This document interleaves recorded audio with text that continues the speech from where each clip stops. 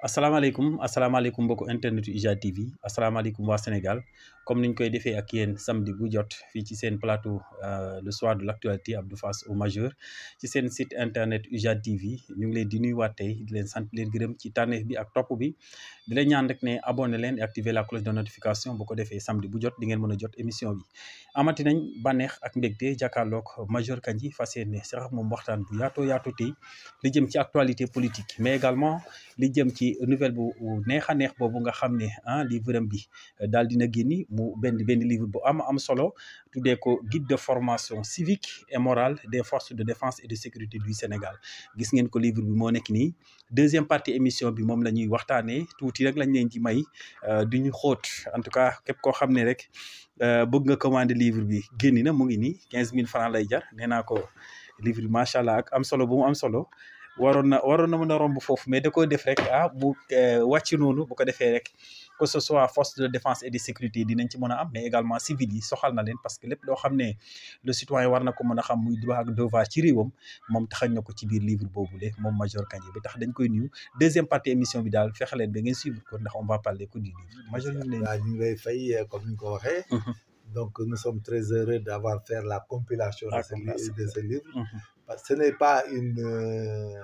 n'est pas des écrits qui proviennent par exemple d'une pensée unique. C'est la compilation de plusieurs doctrines et de plusieurs philosophies qui est attenante à ce qu'on appelle la formation civique et morale des forces de sécurité. Rien n'a été inventé, rien n'a été créé. Nous avons profité de notre séjour dans le système des Nations Unies pour évaluer l'état de besoin des forces de sécurité, pour avoir des membres des forces de sécurité qui ont un niveau d'affronter les défis actuels, notamment en ce qui concerne les droits humains, la démocratie et la technique de commander les gens, de comprendre la relation internationale sur le plan diplomatique, le contrôle démocratique. Bref, la constitution de notre pays, parce qu'il faut tous les rouages là, il faut les comprendre. Parce que vous ne pouvez pas être un gendarme, un commandant de brigade, un officier de l'armée, de la police et ailleurs, et que vous n'avez aucune notion sur ces points-là. C'est inadmissible. Donc, il faut que nous ayons des connaissances nouvelles. Il faut que nous soyons adaptés et nivelés à la marche du monde intellectuel. Tout à fait. Ce n'est que ça. macha allah lu am solo nekk également ay chapitres ak ay points yu am solo yoo xam ne en tout cas texeñ na ko comme ni nga ko wax def na compilation bi def mu nekk benn document bu simple boo xam ne c'est accessible à tout le monde booy lire nga comprendre avec un français vraiment très accessible boo xam ne le citoyen doit comprendre quels sont en tout cas les droits et les devoirs d'un bon citoyen nan nga war a comporter ci sa réew qu'est-ce que le patriotisme, qu'est-ce que la civilité, le civisme, la constitution du Sénégal, les institutions de la République li yëpp taxañ na ko ci biir xam naa dinañ ci ñëw ni mu gën a yaatoo en tout cas di ko féliciter di ko remercier ci initiative bu rafet boobu di ko encourager bu baax a baax parce que nag si on n'écrit pas on risque de mourir avec ses idées donc le fait d'écrire donc c'est important on vous félicite macha allah alors major balaa ñu ñëw ci livre bi rek nañu def le round-up un peu de l'actualité commencé nag ci li nga xam ne fan yii rek def nañ émission ma nag yow ngay joxe ay solutions par rapport au règlement de conflit de la Casamance plan Diomaye de la Casamance bu mu am pour la paix revienne de manière définitive en Casamance nga amoon ay points yoo ci souligner fan yii ñu gis ne amati nañ attaque foofu ca Casamance mu mel ni solution yu ngi doon wax bu doon jëfe woon nañ ko wala boog da nga gisoon ne lii dina am en tant que spécialiste koo xam ne jëfe na ko koo xam ne également yàgg na ci conflit boobu lan ngay yokkaat ci loolu par rapport ak attaque bu bees bi nga xam ne am na Casamance. Non, tu la bête parce que le mécanisme bi la xam nga idée bi day bonne l'idée est bonne la pensée elle est bonne maintenant démarche bi ngay jéem a def c'est légitime mais dafa am ay conditions quoi. Ok le conflit en Casamance bi dafa nekk d'une manière dafa nekk une situation bu complexe. Ok ba nga xam ne actuellement on peut pas régler ça sans une maîtrise parfaite des composants c'est-à-dire des gens les acteurs. Parce que dañuy dem ba acteurs yi dafa nekk des acteurs qui sont liés à ce qu'on appelle un mouvement générationnel. Parce que da ngay gis des générations yoo xam ne dañoo judd sax après que le conflit est démarré dañuy dem ba nekk ci ay chefs d'aile dem ba am ay groupe am ay aile te ñoom parce que conflit boo ko xoolee ñun novembre décembre 82 lañ dem te xam nga boo xoolee de 82 ak léegi ça fait 42 ans. ouais boobu suñu genre yëpp juddu waaw déjà ay adultes ñoo fa nekk ñoo xam ne fekk wu ñoon dem. xam nga tey man bu ma déggee keroog ñuy régler affaire conflit Casamance. et puis que Edmond Bora est vivant et puis ma gis Amadou di ko tudd. ma xam ne donc kon gars yi dañoo lajj parce que boo tuddul Edmond Bora.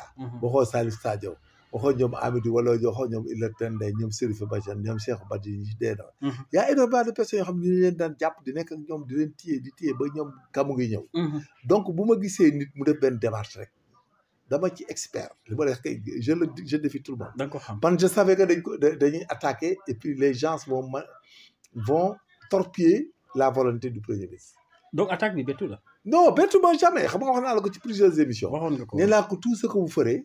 va victimiser davantage les populations. parce que mécanisme bi cette fois-ci boo koy gérer sa bopp. doo ci dugal politique. doo ci dugal même les anciennes personnes là yi nga xam ne daan nekk foofu quasiment dugg génn régler bàyyi ñuy régler ñu jël nii non. da ngay recenser gars yi di leen woo ba cerner leen ba pare dajale leen ba pare ku nekk parce que ku nekk condition bi du nuroo condition ñenn ñi parce que affaire gars yi di jox rek mais les ailes là. chacun se fait un grand chef de guerre ay jaxaay ak yu ne ci am donc il faut que nga wax ak chef de guerre bu ne ak gang bi mu àndal et puis il faut que ces mêmes personnes là. les ailes là. avec lesquels tu vas parler ñoom seen bopp ñoo lay defalaat police bi parce que sinon du jàll. ok affaire technique bu garaaw la laala. c'est pas des blagues. gis nga même ñi ngay régler ñooy mujj nekk technique ñooy def police bi ñooy combattre li nga xam ne ay dissidence la wala les électrons libres quoi. ok les éléments isolés. parce que stratégie bi loolu la. ok maintenant c'est eux qui vont appuyer les forces de sécurité et de défense. pour que ñu assainir définitivement mais xam nga DDR. dans un conflit armé dafa am DDR. DDR on ne peut rien régler sans. que ñi ngay protocole bi l'approche de résolution du conflit pour devenir des partenaires et tout il faut que quand il y a des armes détenues par l'autre partie en matière de règlement de conflit armé DDR lay doon c'est le désarmement et la démobilisation le désarmement doit avoir lieu à tout point après nga démobiliser après bu dee def dañu bëgg a def parti politique mën nga leen désarmer ñu def sax parti politique mais mënoo def ak ñoom sans les désarmer. Donc, désarmement, c'est obligatoire. C'est sine qua non, je l'avais dit. Et puis, il faut régler avec eux directement. Et puis, il ne fallait même pas régler avec eux en Guinée-Bissau. Ok. Il fallait les appeler pour qu'ils viennent pacifier au niveau de Ziguinchor. Nous réglons sur place. Il y a des bureaux, des forums, des experts dans le Sénégal. Nous avons une ordre de colonel retraité des généraux, des adjudants-chefs, des gradés supérieurs et tout le monde qui pourront aller faire la démobilisation, recenser les gens, les fichiers, des anciens policiers, les policiers viennent ficher tout le monde et ils démobiliser. Day nekk un autre travail. ba nga xam da nga leen di cerner, figer leen, jël armée yi xam leen ku nekk fu mu nekk ak ku nekk ban statut la am par rapport à son âge, ce qu'il a appris, ce qu'il a fait. Les étrangers là, on leur demande de quitter le pays. Parce qu'il y a des étrangers qui dugg ci affaire yi, il faut qu'ils quittent le pays. Ok, ay étrangers. Waaw, il faut qu'ils quittent le pays. Il y a d'autres personnes qui ne sont même pas de la Casamance haute. demoon def fa gagne-pain il faut les rappeler à l'ordre ñoom ñu dellu seen dëkk. ok ils n'ont pas le droit parce que c'est une région avec des ethnies qui réclament l'indépendance. munoo dëkk Fouta wala nga dëkk Mbacké Touba. dem armée ñëw échec nga dem foofu di dugg pour di def say dil bokk ci rajo non tout ça c'est des choses à régler. ok boo ko réglé nag. la grande police qui va les anéantir. mooy la police qui émane même du MFDC ce sont des membres du MFDC. qui vont participer à la police de la Casamance, à la sécurisation, au déminage, au renseignement, bref, à la sécurité générale. Ok. C'est important. Mais il y a un mécanisme, ce n'est pas des mécanismes qu'un politique ou le premier niveau de gérer seul. Il faut que professionnels. Il faut faire appel aux professionnels. Non, bien sûr. Mais comment on a torpiller? Okay. C'était évident. Mais vous savez, comme nous avons une armée très disciplinée, très carrée, nous avons des ordre et instruction, nous avons une armée qui ne veut jamais aller en travers de l'autorité politique, de l'autorité administrative, si vous voulez. C'est ce qui... On ne nous a pas surpris, mais c'est l'armée qui attendait et ne voulait pas faire de manœuvre de nature à torpiller la paix. Ouais, mais malheureusement, je savais que ces gens vont nous surprendre. Mais ils sabotaient quoi? C'est-à-dire ils sabotent la volonté du PM. Bon, parce que xam nañ ne bon peut-être ni mu koy régler peut-être ne les arrange pas. ok waaw xam nga ñoom bu ñu gisul seen bopp rek.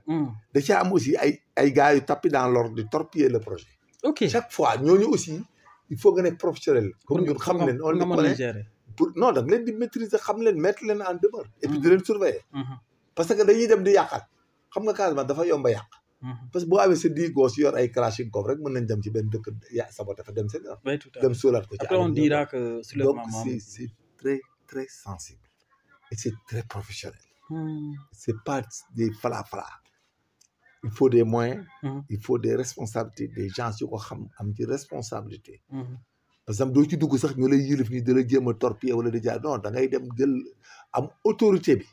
ok dem wax ak ñoom. tu trouves Salif Sadio en Guinée-Bissau. tu trouves Edmond Bora tu trouves les Kabougi tu trouves tout le monde. ñu jox la aile yi nga enquêtal ko sa bopp.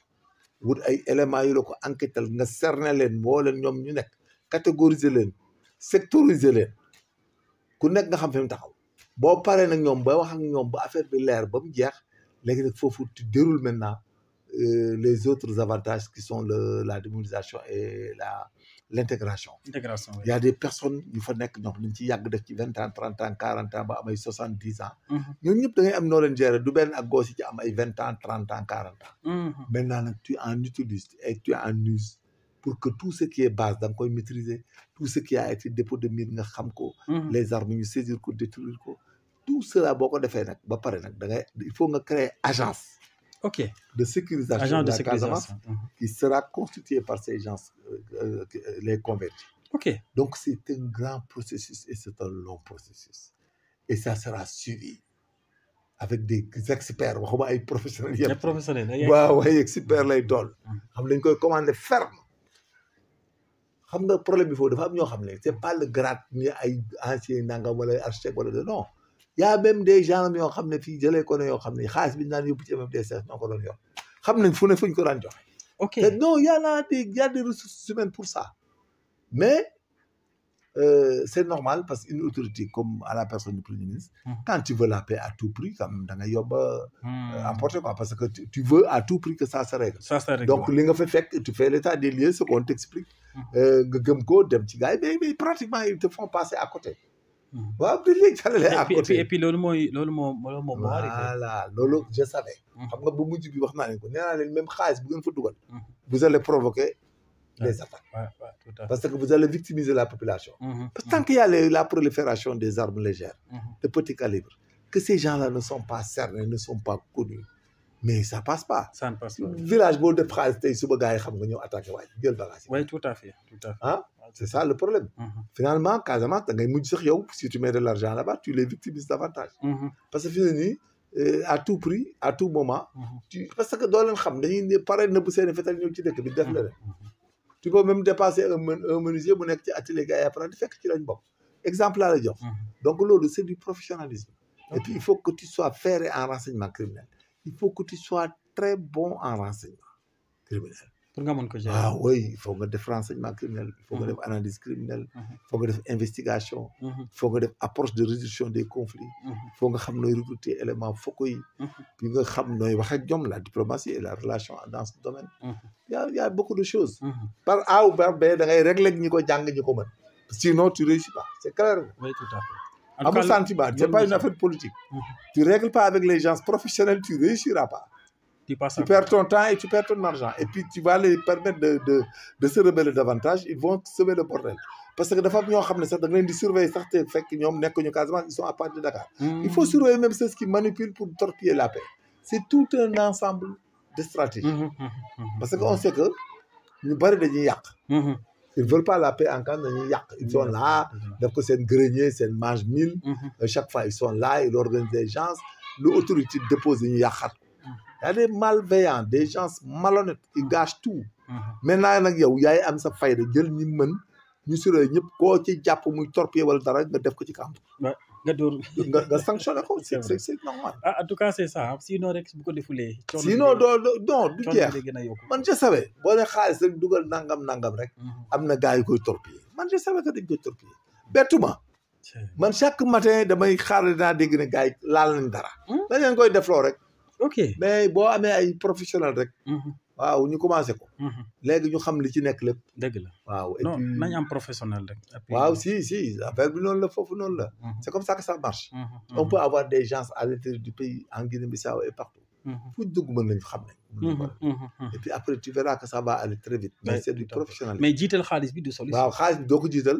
c'est-à-dire da ngay bàyyi ba moment bi nga xam ne nag ci ngay réintégrer nag ak yooyu ci nga génn xaalis. waaw réintégration bi. réintégration voilà yooyu la mais doo leen bàyyi doo bàyyi fetali ci àll beeg yëpp ngay parce que Massamba bu dégg xaalis yi yow joxoo goo leen xaalis ñoom intégré goo leen. moo tax boo joxee nii population yi xaalis dañuy dal seen kaw. dëgg la affaire rébellion noonu la. dafa yàgg gars yi dañ ci màgg yàgg ci. am na ñoo xam ne ils n'ont pas fréquenté même d'école. Ils sont là-bas dans le Jaxaay là ñu ngi sont dans les zones de Bignona sur les littorales nekk ci àll bi di màgg foofu di dugg Gambie di génn nekk lu leen neex. trafic de drogue bi appuyé ko. razzia yi non ça passe pas. c'est du professionnalisme foofu lañ toll. ok waaw dañ koy def noonu respecter principe bi. pour régler problème bi féete boor parce que sinon ça va nous désorienter parce que mënoo nekk ci plan de développement. plan autre. ba pare nga amaat encore rébellion buy jógaat di insécuriser waat la région. mais ça rime à zéro. ça rime tout à fait. ça rime à zéro. tout à fait tout à fait. sinon li amoon Casamance day amaat ba tey rek. la population. ne nii lii day dem ba nga xam ne doo ñemee jamais dem yóbbu fa sa alal. coolee fi nekk rek. mais fa yóbbu sa alal doo ko ñemee. doo ko ñemee. voilà te loolu nag lañ war a lutter ba nit ñi del si toog. ñu sécuriser leen. ba kenn doon mën a attaquer. mais munoo taxaw ci dëkk bu nekk ak village bu nekk ak amoo bu nekk Ziguinchor wala Casamance. dans la région quoi.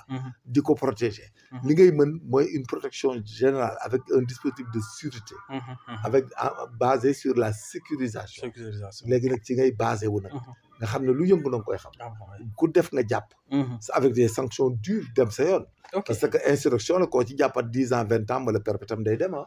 s'il y a mort d'homme vous les mettez en perpétuité loolu mooy solution bi final. parce que à tout moment tant que ragaluñu ay sanctions ak yooyu. les complices ak ñi nekk ci ruq yi di torpiller processus bi. ñëpp ngay yabale c'est des affiliés et des assimilés. on est en crime. contre la sûreté de l'État. la sûreté de l'État tout à fait. en tout cas yàlla war na ci gaaw a sotti jàmm. bu ko defee mais ñëpp ci jàpp. waaw surtout. il faut de grandes ouvertures. il faut que qu'on reprenne le système intégralement avec des responsabilités. parce que am na ñoo xam ne dañ ciy dugg nii rek pour am xaalis am seen dara dem seen. oui tout à fait. faut nga jël ñoo xam ne dañuy taxaw gérer ko ñoom.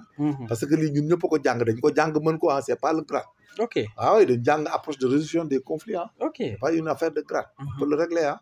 c'est clair et net. ok donc en tout cas kii baa ngi noonu parce que waxoon na ko fii ci plateau. non je savais joxe woon na solution yaa ngi nii donc le reste maintenant c'est au PM d'élargir jël ay spécialistes comme ñoom nga xam ne def nañ Casamance du benn du ñaar xam nañ conflit bi fu mu toll mën nañ également dem diligenter pour que la paix règne de manière définitive ci région naturelle du Casamance te ñu ngi koy ñaan yàlla suñu borom yàlla na ko yàlla def alors major bu ñu jàllee fan yi nag convocation yi def na tulleeg Mali ci fond Covid 19 bi fond force Covid 19 boobu nga gis rek ne temps yi convocation yi bëri na ñu jàpp ne am na ñu bëri yoo xam ne dañ leen a jox xaalis bi defuñ ko fuñ ko waroon def mais l'inquiétude aujourd'hui phare mooy que ne période bi nga xam ne Sénégalais yaa ngi souffrir ci feebar nit ñi tiit jàq ñu jël ñeneen ñi jël xaalis di ko détourner loolu aussi yéeme na de.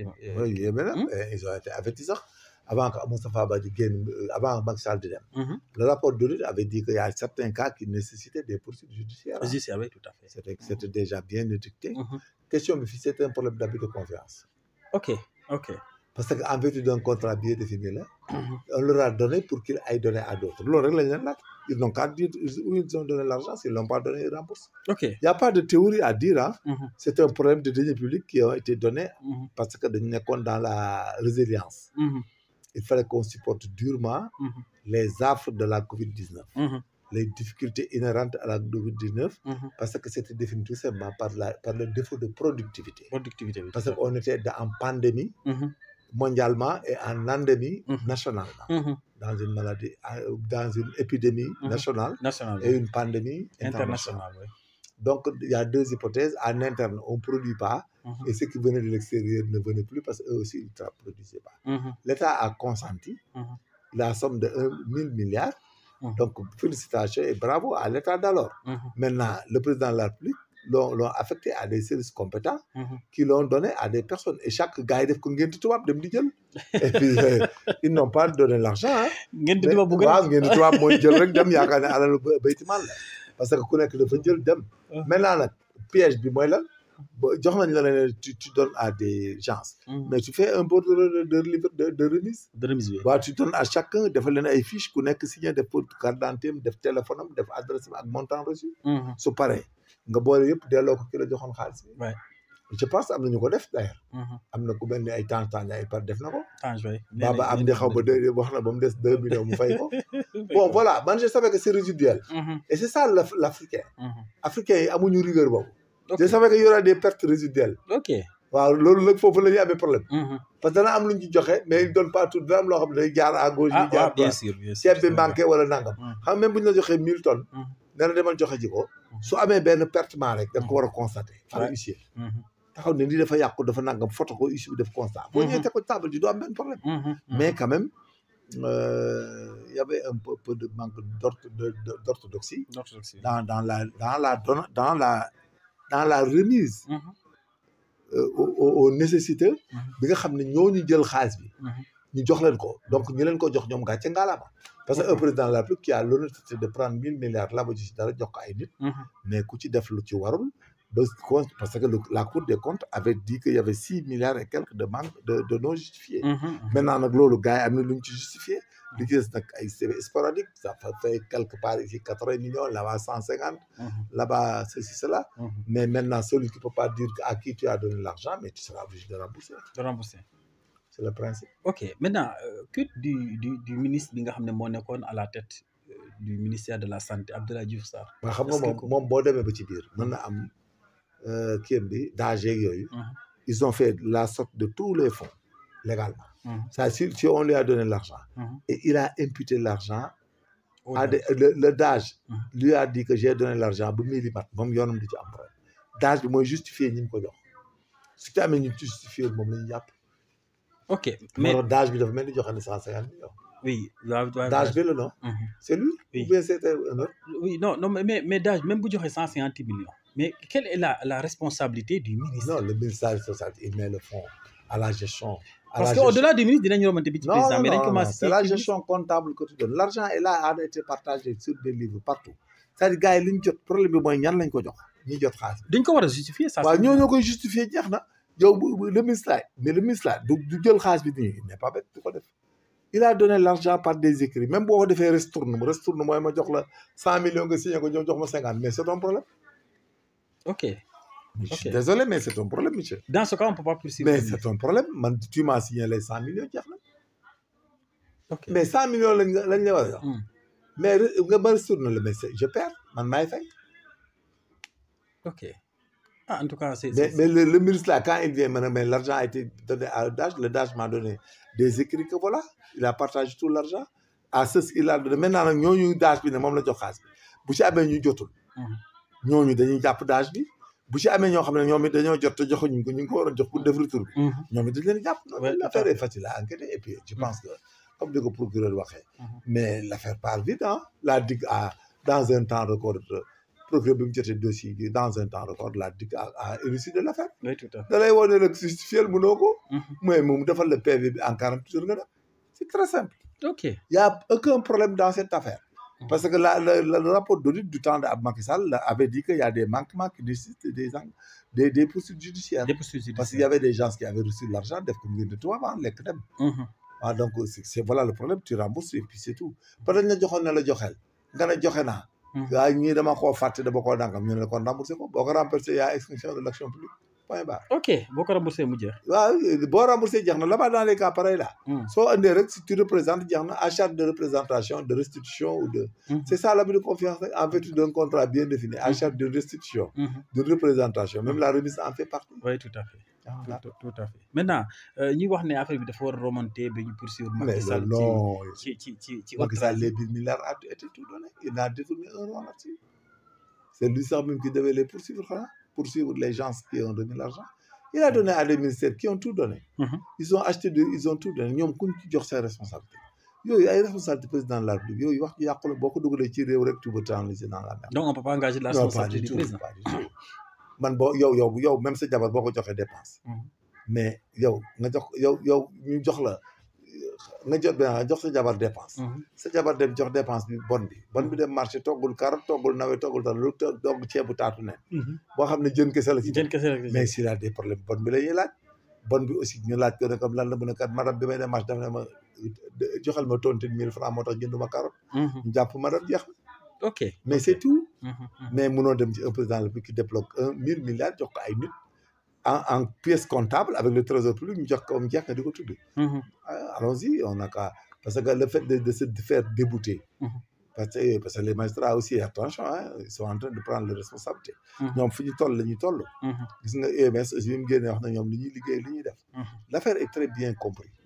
Elle est comprise. La politique est de l'apanage de l'État. L'application, c'est à eux. Eux, ils jugent dans le principe de la légalité et de l'égalité. Point barre. ok Et puis, ils ne vont pas dire, fi Sénégal toll sax. benn magistrat moo dul asalooti son avenir, sa responsabilité, sa morale, sa crédibilité. Parce que coow dafa bari te àdduna dafa tëradi. Donc ñoom wax nañ ni mu demee. clair na ci bopp ñëpp. On s'en tient à ça. On les encourage à faire la justice légalement, impartialement, c'est tout. Ils ont bien communiqué. Ce qu'ils ont dit, c'est des choses réelles. Surtout sur les fonds. Hein. Sur les fonds, oui, tout. Il n'y a pas de choses à interpréter.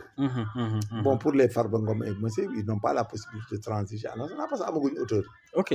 Ils ont raison. Il faut les comprendre, c'est comme Oui, ça. il faut les comprendre. La procédure aussi, c'est comme ça. Ok, ok. Donc, mënut a ñàkk. Alors, ñu continuer rek ci arrestation yi cette fois-ci pas par rapport au fonds Covid-19 mais par rapport ak arrestation yu bëri diffamation joxe fausse information ainsi de suite loolu aussi nan lañ koy jàngatee dans un le principe de donner la fausse information fausse nouvelle baaxul day nekk délit. xam nga temps yi fii Macky Sall di nekk on avait vu même des gens qui se permettaient à chaque fois qu'on les forces de sécurité allaient au maintien de l'ordre ils les accusaient injustement et mensongèrement d'avoir abusé moo ñu topp ba tey ok moo tax population yi ñu mën a comprendre ne yow li nga doon def force de sécurité am nañ droit s'opposer ok ba tey lu formé wuñ ci population yi moo indi aussi ba tey nii même bu nit waxee dara Sénégal wala def ko soo ko bëggee jàpp nii doo am raison ndaxte loolu lañ tàmmoon di ko interpréter. dëgg la il faut pas permettre à des gens malveillants qu'ils soient des anciens militaires autres qui viennent d'une manière mensongère d'une manière malhonnête di bëgg a discréditer les magistrats à l'époque discréditer l'agent de la police et autres ba pare tey ñu bëgg a toogaat di la xelal mënut a nekk parce que les autorités des magistrats des gens et des policiers c'est des choses définies par la loi donc il faut pas accepter que kenn ku nekk di dox sa diggante ñoom parce que ëllëg si biir soo ñëwaatee nii yor affaire bi da ngay amaat yow problème pour appliquer la ok alors que un État doit marcher comme un État c'est pour cela nga gis ne le procureur de la République de Dakar il est tout le temps dans la proactivité mais la psychologie bi muy évoluer un Sénégalais lambda du mën a comprendre le rôle d'un procureur tout à fait dans ces histoires de discours tenus dans la presse dans les machins même les gens qui parlent ne comprennent pas parfois parce que xam nga il y a l'esprit et la lettre de tout ce qu'on dit dans la vie et quand tu insinues quelque chose le degré de compréhension des gens comme nous comme les procureurs c'est autre day nekk leneen quoi parce que nous avons subi ici des traumatismes sur la mort par exemple d'un ancien par exemple président de conseil constitutionnel c'était du Manu Mili qu'on a géré gauche droite d'une manière voilà maintenant c'est pour cela que un procureur de la République quand la chose se répète il y a mort d'homme maintenant on sait pas comment et autres mais supposer que c'est naturel moo tax loolu tax bu amee benn discours boo xam ne rek ça éveille des soupçons et des suspicions rek le procureur il est tenu d'interférer pour maintenir la paix sociale. Donc je pense que le procureur est dans la démarche de la paix sociale, du maintien de l'ordre intellectuel et social. Montre que les choses vont se tasser et tout va se régler dans les semaines à venir. Ok donc loolu mën nañ jàpp ne mooy lu waral ñu arrêté. waaw procureur boo gisee mu dugg ci affaire yooyu yëpp comme ne Abdou Guèye tout ça c'est parce que il est dans la proactivité. Pour que la chose ne dégénère pas et que l'interprétation ne se substitue pas au naturel. xam nga nit koo xam ne génn àdduna ci këram feebar am malaise wala am dara dem tribunal dem médecin yi xool ko ne dafa mort naturelle et tout mais au vu de sa qualité de ses responsabilités dans le pays day am loo xam ne bu amee rek le procureur aussi en tant que responsable il est tenu d'agir dans la proactivité mais c'est-à-dire il n'a pas incriminé crypto personnel les gens mais si vous comprenez il est dans la proactivité voilà donc c'est le côté positif c'est quoi c'est parce que ça va calmer et ne pas nous mettre dans un contentieux. Oui, tout à fait. Après, mais le côté positif peut-être, c'est la pensée de dire qu'on a privé à quelqu'un sa liberté tout court. Mais si on met les deux à la fois, on gère la paix publique, la paix sociale, et éviter les interprétations gratuites. Après, on pourra régler, l'affaire sera réglée dans les jours à venir. Et que peut-être, parfois, s'il y a une mort de qu'on s'en abstient de ne pas trop aller en bourrique, quoi, parce que ça va amener un problème.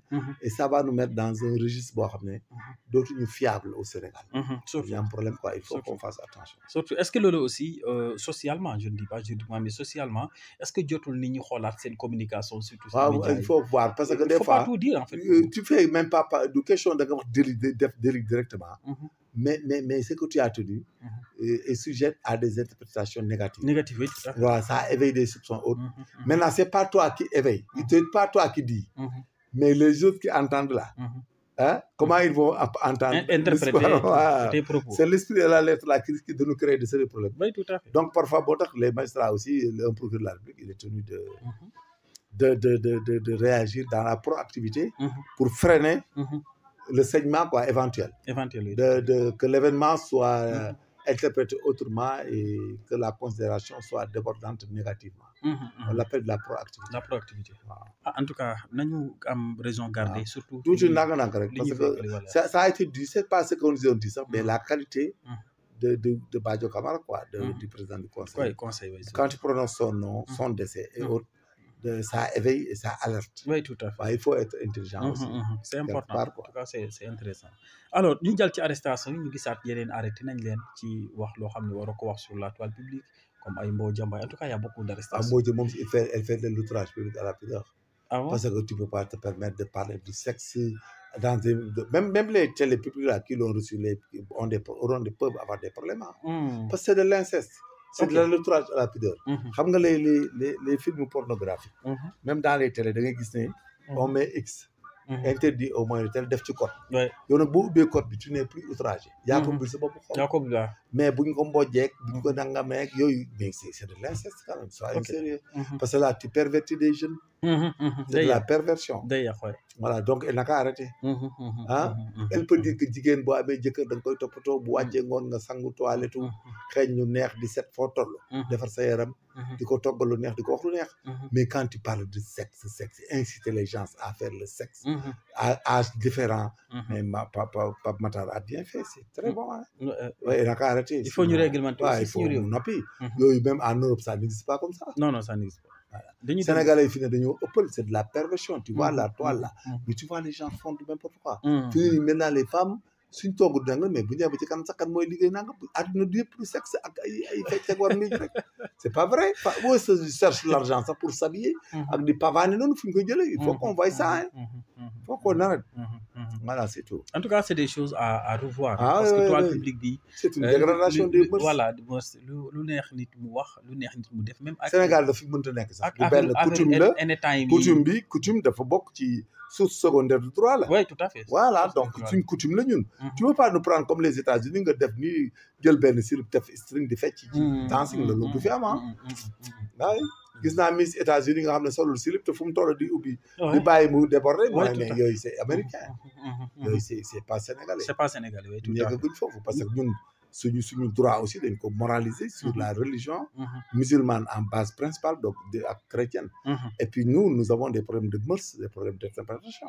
On ne peut pas permettre ces choses. On n'utilise pas au Sénégal des salons de striptease où tu peux faire du tartinème, tu peux faire du n'importe quoi. Non, pas du tout. Non, on n'autorise pas. Donc il faut qu'elle la ferme. Et puis là le veille là les brigades de mœurs autres devaient aller avec Pape Matar et les prendre normalement. Mais je pense qu'il y a nous avons des problèmes avec la brigade des mœurs maintenant. Ok. Il faut qu'on ait des brigades des mœurs. Oui, tout à fait. Qui surveillent les soirées, qui surveillent tout. Qui surveillent tout, oui, tout à fait. Parce que mënoo nekk rek gosse yi jàng sexe rek ci dëkk bi koo toog jàngal kay. Mais c'est du n'importe quoi. defuñ ko muy dara ku nekk sax da nga yaakaar ne yow yaa gën a aay. Mais c'est du n'importe quoi. di def concurrence. Non, c'est du n'importe quoi. En tout cas graaw la état du Sénégal vraiment nañ continuer noonu rek nañu surveiller réseaux sociaux yi. Oui, bien sûr. Surveiller plateau yi lépp li nga xam ne ñu ngi koy wax foofu mu war a yàq. comme tool yi boo xoolee ci toile bi da ngay gis fii nit ñi di daje. mais da ngay xam ne lii c'est une dégradation pure et dure des mœurs.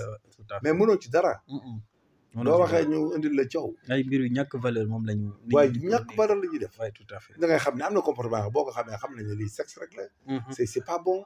loolu ngay promouvoir. waa ñaana bu ngeen lekkee ba jour naan ba mandi kay leen moo ci des c'est la vérité. Oui, tout à fait. Tout le monde, tous les hommes vont là-bas, les filles sont dans les milieux. Soo paree c'est une règle que ça. Il n'y a pas de travail, jàng amatul valeur. léegi même boo nekkee professeur agrégé ak ay professeur ay scientifique dans tu n'as aucune valeur. Universitaire amatul valeur Sénégal. Imaginez pays boobu nu muy demee. C'est ce qui apprennent, qui font les recherches, qui sont appelés à éduquer des gens, à former des intellectuels. Tout à fait. soo demee ba ci dëkk ba nga xam ne vous êtes la risée. donc c'est les gens qui anytime ak ay war kat yeeg toilette kat yeeg sextage yi ñoom ñooy yor la commande dans ce pays. La commande, oui. Catastrophe. Ça pose problème. Ça pose Catastrophe problème. là, catastrophe. Catastrophe là. Ah, yow boo nekkee professeur d'université sax tu rases les murs, tu n'as pas de quoi. Oui, billahi. Ah, c'est grave. C'est extrêmement grave. boo gisee un institut dans la rue là mi ngi ci angle yi di xaaran ataaya. ma réew moom du dem. Déedéet. faut favoriser les gens qui travaillent, les gens qui apprennent, les gens qui se forment et les gens qui produisent. Surtout. Les danseurs là, les nangam là. Mais quand ils font les soirs, il faut les faire payer des taxes. Il faut les surveiller et les faire payer des taxes. Payer des taxes, oui, tout à fait. Surveiller dëkk bi ñu koy fecc partout rek. Zéro. En tout cas, c'est vraiment compliqué, hein. C'est compliqué. Alors, dans la semaine, ñu gis ne waa APR ak ses alliés ñu doon tenir un point de presse. li ñu gën a kii nag mooy que ne les paroles de Pape Malick Ndour moom nee na Pastef amuñu solution amuñu bilan amuñu xam-xam bu ñu génnee Sénégal ci situation bu ñu nekk fi mu ne nii li ñu seen yéene daal mooy tilimal li fi Macky Sall def est-ce que aussi loolu collé na parfaitement ak initiative bu Pastef. non c'est-à-dire li problème bi discours bi fii li problème bi. ñun Sénégal amuñu problème sax crucialement. sur le plan économique. parce que quel que soit si les gens ñu ngi lekk di naan. ñu ngi débrouillé wu bien que dur na. changement de régime là. les entrées que tu avais à gauche tu les as plus. les entrées que tu avais à droite tu les as plus. donc tout ça c'est pas mais le grand discours ce qui a amené le conflit et l'échec. di indi problème ci réew mi mooy de fustiger un régime précédent. bon waruñu woon fustiger le président. Nous avons trouvé une situation difficile et haute que nous allons à laquelle nous allons remédier et que nous prendrons toutes les mesures qui s'imposent. Maintenant les gens qui détournent tu les arrêtes et tu les mets au neuf, tu prends leur argent. Ok. Mais discréditer un président là comme Macky Sall c'est un risque à ne jamais faire. Un risque. Ah oui, c'est un risque parce que xamul tax les institutions internationales tant que mënoo leen convaincre que Macky Sall est négatif. donc yow yaay mujj dugg ci kàmb. ok mais les institutions aussi gis nañ ne Sénégal ak poursuite yi fi nga xam ne am na fi force. moom laa lay wax poursuite yi moom laa la wax yow defal say poursuite rek. président bi du cible. cible bi on a réussi. cible bi baax na parce qu'il y a des gens à qui on a donné de l'argent qui l'ont détourné on les a pris. c'est déjà bon jeex na. le bilan devient positif fii le problème. c'était malheureux que nga dem ñu ne la kenn jëlu fi dërëm. xam nga tey bu ñu demoon ñu ne la man jëluma dërëm mosuñoo jël dërëm. mais ñoom ils avaient même la chance que Moustapha Ba avait dit qu'il y a des manquements. et quand ils sont venus ils ont respecté le principe maintenant ñoom it nañ fexe ba bu ñu am benn faille bu mel noonu nañ continuer di gérer denrées yi wàññeeku yàlla baax na mën na nekk. ñu fexe bàyyi jeunes yi dàq bi yëpp ñu socialement ñu jéem a gérer nit ñi ñuy liggéey. ku nekk fa nga nekk ñu bàyyi la fa ngay am sa teranga. ñu wuti xaalis. négocier ak tout le monde. et puis essayer de diminuer le discours acerbe la discréditation du dem boo discrédité waaj da lay discrédité dégg naa li Pape Malick Ndour di défendre. le problème c'est un problème intellectuel. c'est intelligence boo jël wax waa ji mën na jël intelligence wax la maintenant on dira qui a raison. ok on va se poser ces questions. mais les gens vont se poser la question qui a raison. loo teg waa ji teggi. mais loolu la dégg naa li Pape di expliquer yëpp ci affaire xaalis beeg.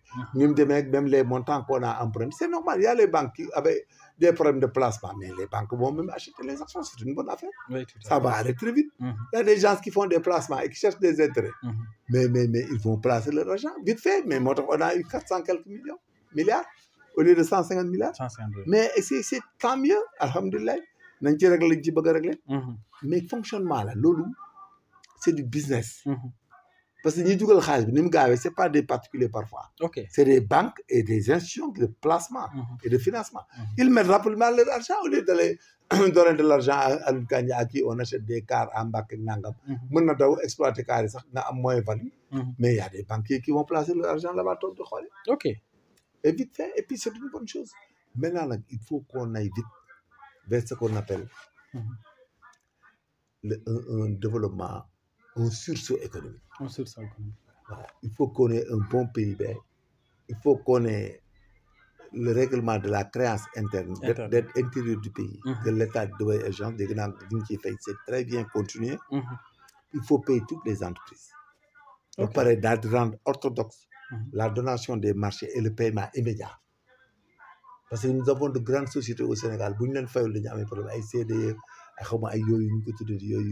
Les sociétés là de travaux publics de haut niveau. Il faut payer toutes les créances.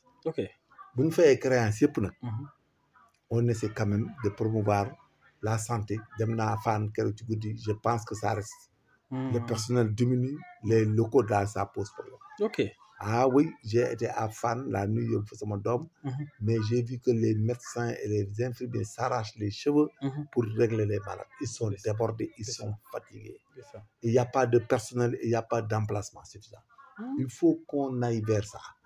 La santé est chère au Sénégal. Est-ce qu'il y a une consultation pour la nuit, de 105 000? Tout ça, il faut qu'on veille sur ça. Il faut que le ministre de la Santé fasse des audits internes la nuit dans les urgences.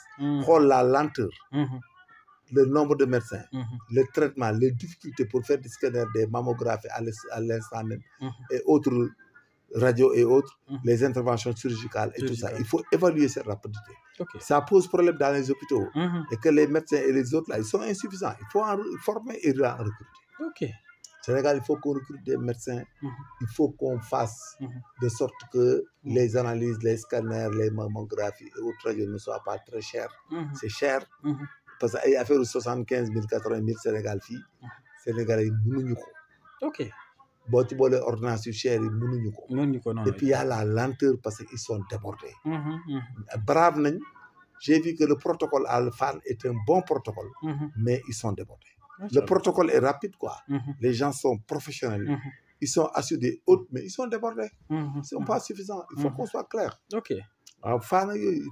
faut que nous Dora. Bon, Sami a aussi l'eau. Il faut que même les Sami là, Nabil Chouker, Abaskar Kamara, beaucoup de pays. Il faut qu'on aille acheter le matériel là. Il faut qu'on l'achète. Tout ce qui est scanner. Et puis, il y a quelque chose qu'on doit rendre performant dans ce pays. Je l'ai vu à Fan, c'est formidable. Les labos doivent faire des permanences en labo. Tu amènes le produit, on te fait l'analyse tout de suite en moins d'une heure de temps. Mais parce qu'ailleurs, tu fais les choses le lendemain, ce n'est pas de la médecine. Le lendemain, oui. Ce n'est pas de la médecine. Quand tu fais des analyses le lendemain, des radios le lendemain, alors que tu souffres d'une pathologie aiguë et douloureuse, mais ça pose problème. Il faut que hôpitaux au Sénégal soo ñëwee guddi ñu war a defal labo dañ ko yóbbu labo léegi labo analyser ko tout de suite nga war a def rajo bu ak n'importe quelle heure scanner rajo loo war a def dañu war a dem léegi def ko léegi il faut qu'on aille vers l'urgence rapide urgence comme son nom l'indique nga xam ne boo ñëwee ci hôpital doo fa def 30 minutes ci jëluñu la il faut que l'État recrute des médecins qualifier les médecins dans tous les domaines des laborantins des techniciens en labo et tout que le service soit continu et moins cher et continu nga xam ne heure boo ñëw dañ lay defal lépp doo fanaan suba y a pas de xaar suba def rajo wala xaar suba def labo analyse ça il faut arrêter il faut équiper aussi les hôpitaux de tous les appareils même s'il le faut on demande à des bailleurs privés d'amener des appareils là-bas et traiter ça avec l'hôpital oui c'est un investissement il faut qu'on aille vers ça des borom xaalis yoo xam ne dañuy jënd dañuy jënd matériel yenn ñuy manqué bàyyi ko ci hôpital bi gars yi di ci liggéey bu ci am ñu ci am hôpital bi di ci am mais il faut aller vers ça cela aussi c'est une solution et même oui c'est une solution même il y a des banques qui peuvent le faire on demande à les banques de le faire oui tout à fait voilà en tout cas des entreprises aussi qui vont emprunter de l'argent dans les banques et le faire en tout cas c'est une solution c'est une solution et on doit parce que c'est beaucoup d'argent les histoires de scanner là c'est beaucoup d'argent c'est beaucoup d'argent parce que là-bas, la personne peut recruter quelqu'un qui fait le scanner. Alors que l'hôpital peut avoir quelqu'un qui fait ça. Et puis, tu prends les 2 tiers et nous prenons le tiers. Le tiers, oui, tout à fait. 80 000, mais le gars, il prend 30 000. Je ne sais pas, vous prenez 30 000. Tout à fait. Vous prenez 60 000. Vous partagez au fur et à mesure pendant 2 ans, 3 ans, 4 ans, 5 ans. Mais chaque jour, presque, tu fais 100 fois. 100 fois 50 000. Non, xaalis la. Ah c'est xaalis la. Ah xaalis la de. parce que 5 millions. 5 millions. waaw. dañoo xam ne dëgg 5 millions par jour. su hôpital bi jëlee 2 millions bu la waxaat jël 3 millions. mais c'est si tu prends les 20 jours le gars il se retrouve avec oui tout à fait tout à fait loolu dil yooyu la ñu war a dem pour pouvoir contenir le système. Parce qu'il faut les analyses il faut les radios qui nous posent problème il faut les interventions chirurgicales aussi. Il faut qu'on recrute des chirurgiens dans les domaines. Parce que le gars ne peut pas avoir d'appendicite perforé nga di ko xaar ba suba. Ça fait un saignement, une hémorragie interne. ngay xaar ba suba. Tout ça il faut connaître ça. Le gars ne peut pas avoir des séquelles d'infarctus du myocarde. nga isolé ko ba pare doo dem ci kër bi xool la fa nekk pour déboucher ko. Tout ça ngay xaar ba suba ba day dee. wala mu ñëw nga di ko laaj ay ordonnances yu mënta am. te bu amul day dee. moo tax gars yi dee man fi ma demoon am na 2 décès à la non. Il faut qu'on ait des grands développeurs. Chance qui comprennent les choses. macha allah en tout cas yàlla war na ci def jàmm mais aussi ñoom ñu góorgóorlu bu ko defee rek affaire yi mën a avancer alors ñu jeexal suñu dernier point par rapport ak actualité ci policiers yooyu nga xam ne libéré woon nañ leen semaine bële les comment dire les volontaires policiers. ñu gis ne Pape Djibril Fall wax na ko ci biir assemblée nationale mais defaat na point de presse dajale quelques policiers yi ci ñi nga xam ne libéré nañ leen pour wax ne dina mener le combat avec eux. Est-ce que loolu aussi taxawaay boobu en tant que politique. yow nan nga koy jàngatee. Non, c'est son droit. C'est comme du syndicalisme. Les députés, c'est des syndicalistes. C'est la même chose, c'est normal. Mais le régime statutaire, le régime juridique à la police, mënut a jël embaucher police ku dul policier wala employé civil. Ok. Voilà, parce que auxiliaire de police man tout le temps je me suis opposé. nee naa leen affaire auxiliaire yi bu ngeen ci bañ a am problème. armée ngeen di bàyyi même bu ñu recruter 4000 hommes. ñu paree jox gendarmerie jox ñëpp ba pare gérer leen. avec leur livret militaire. leur état signalétique. ñu jox leen seen bonne conduite bu ñu paree. ñu defi concours comme ñëpp. ok il fallait pas que police yeewu rek recruter ay gens. te dugal leen duñu ay policiers légalement haut donc fi mu ne nii Sénégal amoon droit téye nit plus de 2 ans te embauché wu. déedéet ci régime juridique kii bi la. code du travail. pratiquement c'est assimilé. Voilà soit c'est des policiers ou non parce que police amul ay auxiliaires de police amul affaire yëpp amu fa. ay auxiliaires yi ñuy wax. armée mooy recruter jox. il faut que les autorités delluwaat ci ça. il faut qu'on arrête tout il faut pas garder les gens plus de 2 ans. mais c'est du revolving mais tu peux avoir les mêmes effectifs avec les appelés du contingent. ok ce qu'ils ont fait là ils peuvent l'avoir avec les appelés du contingent. On peut recruter de l'armée le grand nombre.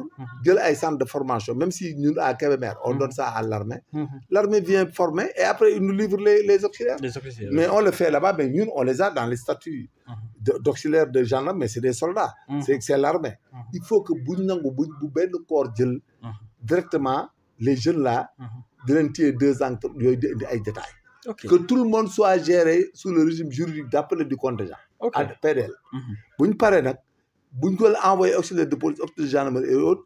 nga dem jël livre militaire am jël yëppam jox ko mu libéré. ok waaw mais il faut un livre militaire à la base. ñu ne affecté à la gendarmerie en qualité d'auxiliaire de police de gendarmerie. il est traité là-bas brigadier ou brigadier chef après mu defi concours am. mais bu kenn ku ñëlee d'une manière hybride les gostas rek voilà le résultat. parce que dañuy dem un jour dootoo ko mën a téye. les budgets ak les changements de régime on interprète du n'importe quoi. mais si c'est des auxiliaires dûment recrutés par l'armée affectés à la police heure bi duñ ko wax. ils font 2 ans ils partent même s'ils sont maintenus ils sauront qu'ils sont maintenus. Le cas de ces gosses-là ils ont été sous le régime juridique de fait. d'appeler volontaire moo indi problème bi. ok maintenant ils les ont maintenus au-delà de 2 ans 3 ans voilà le problème. Maintenant pour les rengager police bu ñu leen rengager li mën mooy yóbbu la école police ñu former leen kese. mais bu leen bëggee jël dañ yóbbu école police ñu former leen ñu nekk ay policiers. macha allah mais sur le régime juridique et là-bas il y aura des problèmes partout où ils sont maintenus. On n'a qu'à arrêter et maintenant l'armée forme intégralement un nombre de 4000 environ. suñu paree ñu auxiliaire service d'hygiène ñu affecté armée affecté gendarmerie affecté police affecté douane affecté eaux et forêt. bu libéré jotee armée jox leen seen livret militaire ak autre jox leen ay bonne conduite. loolu mooy bonne administration bi. ñu centraliser ko. éviter ko ku def 2 ans dem ñeneen ñëw. dégg naa Ousmane naan dafa bëgg ñëpp def service militaire mais c'est l'occasion on fait le maximum de GA. bu ñu koy def gars yi bu ñu ñëwee dafa leen formation 3 mois. ñu ramené ko en 18 mois. bu ñuy dem noonu am na ñoo xam ne nag aussi léegi nag bu ñu ci engagé ñu baax ñi pour ay commando para ak yooyu. ñooñu nag on les amène ils vont faire leur FQG xamuñ ko tuddee y a des formations yu ñu leen di defal. bañ gën a professionnel seen corps yi. macha allah corps commando corps nangam mais il faut ñu centraliser ko def ko benn entité. ñun buñ duggagum ci comme France ay gendarme volontaire ak gendarme stagiaire ak yëpp ça va amener problème parce qu'il faut un cadre juridique et statutaire. gis nga mi ngi mel ne ASP boo xam ne amul avancement amul chef amul échelon amul dara nga bëgg leen jël duñ may mais da nga leen di embaucher. ASP ils ont fait 10 ans kenn leen libéré. dañ leen di embaucher. bu ñu leen embaucher il faut que hiérarchiser ko corps bi am moo tax yàgg naa leen wax ne il faut réformer la police et faire des corps de la police où l'on intègre ces gens-là. Toutes ces histoires-là de ASP doivent être à la police. On a fait une police communautaire, municipale, gérée par la police. Ils sont affectés là-bas, on met un encadrement de policiers. Mais il y a des retraités, il y a une gendarmerie, armée, police, colonel, il y a un DG. C'est de l'enfantillage. Et ça finira un jour par éclater. Da ngay jël statut bu normal nga jël gars yi dugal leen ci benn corps boobu am avancement. Corps boobu mën na am ay ASP de première classe de deuxième classe ASP de première classe am brigadier des ASP brigadier chef des ASP. C'est ça. Ainsi de suite quoi. defal leen benn grade. benn système de hiérarchie ak une formation il y a un curriculum pour les former. Et tout ça nga def ko am ay postes de leen affecté def les protocoles ñu nekk en soutien à la police. Il faut qu'ils viennent de soutien à la police. wala nga am am cadre booy ñu ci yónnee gendarmerie ak yooyu. ak yeneen yi ngeen di affecté directement ñoom ñu administrer leen. mais ils n'ont qu'à voir comment régler ces histoires là hybrides là. partout ça fuse de partout surtout ces temps passés ay ASP. police am ay police xaw ma volontaire gendarme non yooyu il faut arrêter. il faut que armée recruter nit ñi. affecté leen. bu ñu paree mu libérer leen bind leen dans la réserve. et puis ces gosses là doivent être dans la réserve générale pour en temps de guerre et en cas de besoin ñu rappeler leen.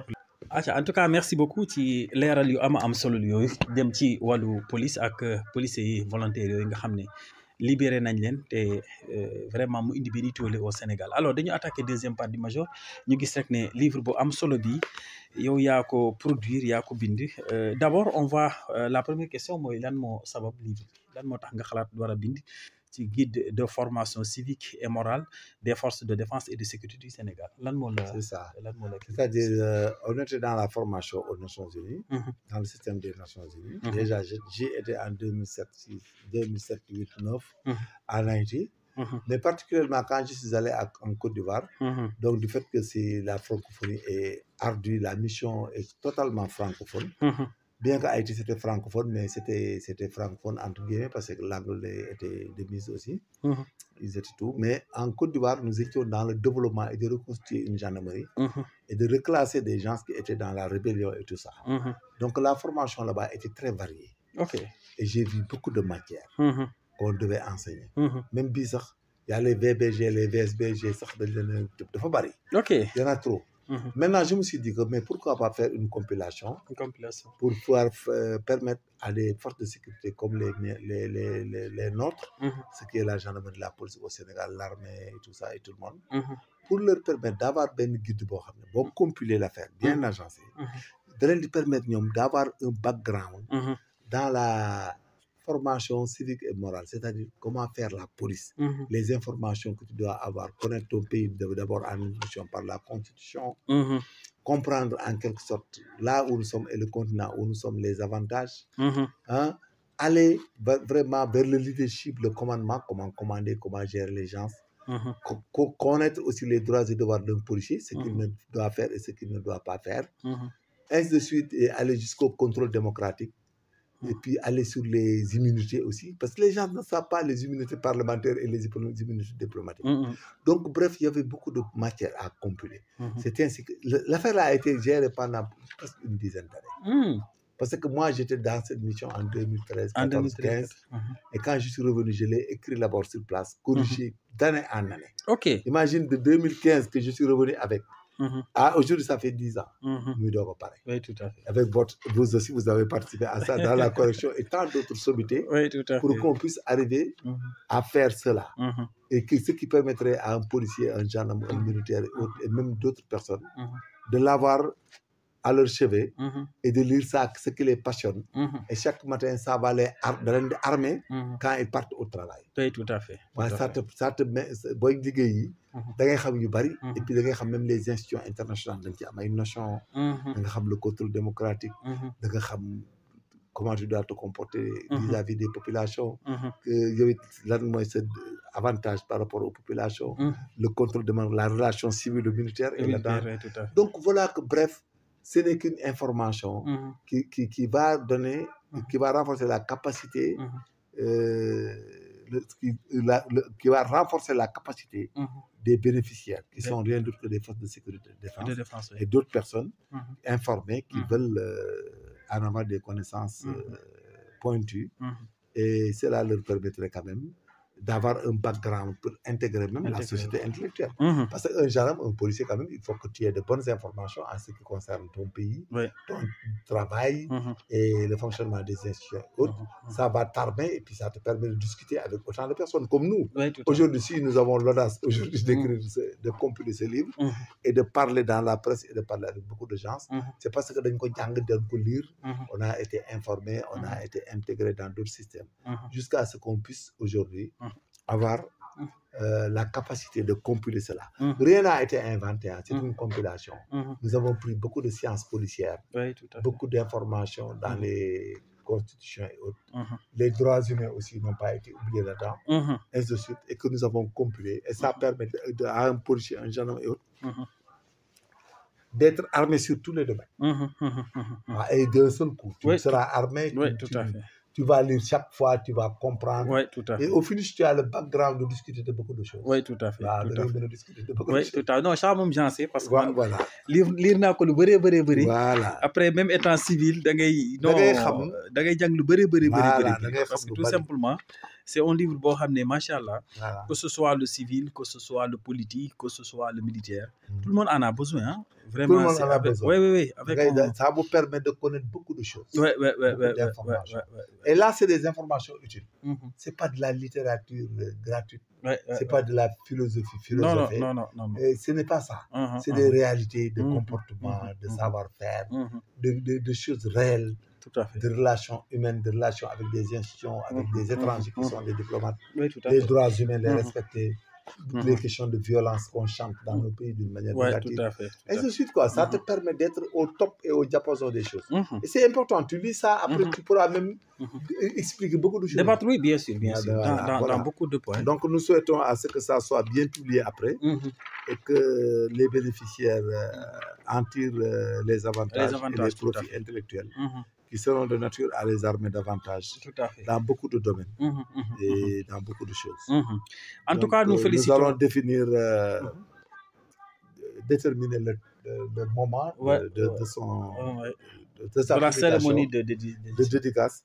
Et puis, ça sera vendu après par des voies autorisées. Et puis, en grosse partie à la gendarmerie, la police, l'armée, les pénitenciers, la douane et tout le monde, les eaux et forêts, tout le monde. Oui, tout à fait. Et que beaucoup d'autres personnes qui veulent avoir des informations là-dessus. Parce qu'il y a des volets qui intéressent les intellectuels aussi. Oui, tout à fait. Il y a beaucoup de volets qui intéressent les gens. J'ai fait exprès de mettre la Constitution là-dedans, et corriger et adapter. Oui, parce que chaque fois on parle de l'article tel de la Constitution, ils tétanisent les gens dans les assemblées. Ça permettra aux gendarmes là, et chaque fois d'ouvrir et de lire. Oui, tout à fait. Voilà. Et puis, quand tu parles dans le système des Nations Unies, dans la diplomatie internationale, les immunités diplomatiques aussi sont à connaître. C'est important. Et les droits et devoirs et beaucoup de choses, les droits humains, voilà. Le leadership et commandement, ça permet de commander, de savoir comment commander. Avoir un leadership. Voilà. Donc voilà, bref. Ça a été une compilation, rien n'a été inventé. Oui, tout à fait. Voilà, c'est dans la capacitation des forces de sécurité. Et ça émane des pays qui sortent de conflits. Ça veut dire que c'est de la nouveauté. Et ça impacte dans le cognitif des forces de sécurité et de défense. Tout à fait. Voilà, bref, que nous allons faire le nécessaire.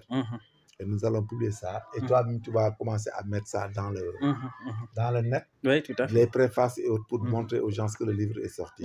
Tout à fait. Et puis, nous allons faire les correspondances idoines afin que tout le monde soit invité. Invité, oui, tout à fait. Et que les gens soient là-dedans. En tout cas, nous voulons féliciter bu baax ci production intellectuelle bi parce que lii ku gis livre bi rek nga xam ne macha allah c'est un livre de 274 pages hein. Donc c'est pas du tout un petit livre comme ça genre livre yi saar di bind quoi. Non, pas du tout. Non, yéen da ngeen bind, mais nous avons fait une compilation. Nous avons fait un travail d'expert. Ouais. Nous avons expertisé tout à fait. ce qu'on appelle la science policière. Nous avons fait ce qu'on appelle des ABF. Ouais. C'est une analyse de besoin information. Ouais. Finalement, je me suis dit qu'il fallait faire au Sénégal ce qu'on appelle les ABF. Les autres littératures de police et autres, c'est des infractions, PV et autres. Mais le policier et le gendarme doivent avoir un background intellectuel qui lui permet de communiquer avec l'extérieur et de défendre sa position de gendarme et de policier. Oui, tout à fait. D'avoir la bonne posture. Voilà, c'était important. Donc, vous avez fait du Victor Hugo, d'Albert Camus et autres, mais moi j'ai fait une expertise de policier et de gendarme pour permettre à nos hommes d'avoir le nécessaire à leur disposition pour faire le travail et de ne pas avoir des dérives, de ne pas avoir des surprises, de ne pas commettre des abus. Voilà, tout ça, c'était important. Oui, et puis d'avoir une nouvelle posture par rapport à la relation avec l'extérieur. La relation civile et militaire, quoi. Voilà, c'est ça. Machallah, en tout cas dañ koy féliciter rek di ko ñaanal bu baax a baax di wax rek ne xaarandi leen rek cérémonie officielle de dédicace bi on va inviter beaucoup de personnes képp koo xam ne soxlaa invité dinañ joxe bi numéro de téléphone adresse bi dinañ ko joxe on va inviter tout le monde pour def cérémonie bu yanj boo xam ne vraiment force de défense et de sécurité yi pa fay teew ñu def ko benn cérémonie bu ama am solo di féliciter Elma Édition ñoom ñi nga xam ne ñoom ñoo édité livre bi di wax rek ne produit purement sénégalais la quoi. Donc Sénégal ay adapté donc monsieur Massali le directeur de Elma Édition ñu ngi lay féliciter ci production bi di la remercier en tout cas il fait un travail très professionnel c'est un éditeur très professionnel. Il il fait de manière très professionnelle boo gisee daal on n'a plus à envier yeneen maison d'édition on a tout au Sénégal donc nañ jàpp ci li ñu am bu ko defee rek ñu mën leen dooleel gën leen yokk ñu gën a mën a avancer donc Massali avec en tout cas et l'équipe de Elma Édition ñu leen di féliciter di leen remercier bu baax en tout cas man sama ouvrage yëpp ñoom ñoo koy édité ak beaucoup d'autres écrivains au Sénégal ñoom ñooy édité en tout cas li nga xam ne moom mooy livre yi macha allah. Félicitations encore une fois Major donc on se donne rendez-vous très bientôt dinañ def nag émission spéciale boo xam ne dañuy tëj livre toj ko explique ko de la première page à la dernière. Donc loolu moom ça va être long nag. Non ça va être long mais éditeur yi dañ ko soxla moom faaw ñu def ko rek may gars yi expliquer leen première page ba dernière page dugg dans les détails waxtaanee livre bi donc émission boobu on le fera très bientôt may ko suñu mbokk éditeur UJAD TV. On vous félicite, on vous remercie et on vous donne rendez-vous le samedi prochain, Inch'Allah, même heure, 20h. On vous demande juste d'activer la cloche de notification et abonner à la chaîne. Merci, à la prochaine. Merci beaucoup.